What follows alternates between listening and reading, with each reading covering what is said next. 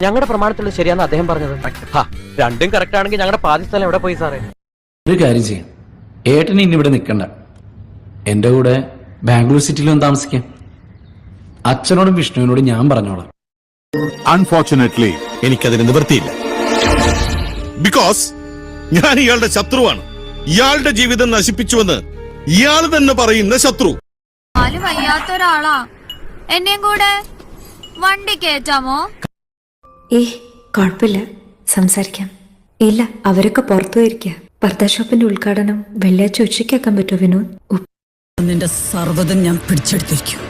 നിന്റെ പട, നിന്റെ സ്വർണം, നിന്റെ പേര്, നിന്റെ KGF. പ്രണയത്തിന് കണ്ണും മൂക്കൊന്നുമില്ല എന്ന പോലെ ഞാൻ അവനോട് ചെയ്ത ആരും ഇല്ലാതെ അവൻ ഞങ്ങളുടെ നാട്ടിൽ ഇതുപോലെ അങ്ങ് ജീവിക്കും. അങ്ങനെ നീ വെറുതെ വരികയല്ലെന്നറിയാം. അച്ഛന് സമ്മാനവും എന്നാത്തിന് അങ്ങേര് വല്ല ഓട്ട മത്സരത്തിന് ഫസ്റ്റ് അടിച്ചേച്ച് വന്ന് നിൽക്കുമായിരുന്നോ ഇന്ന് കുർബാനയ്ക്ക്?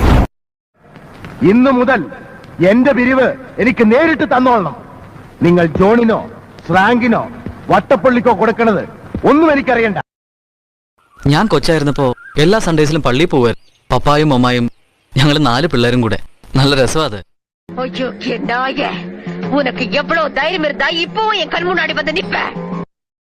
ഇടത്തോട്ട് ഇലയിട്ട് ഇടക്കണ്ണിൽ നോക്കിയാൽ ഇല്ലാത്ത പെണ്ണിനെ സ്വപ്നം കാണുന്ന എന്റെ ജീവിതത്തെ മറിച്ചു വെച്ചിരിക്കുകയായിരുന്നു.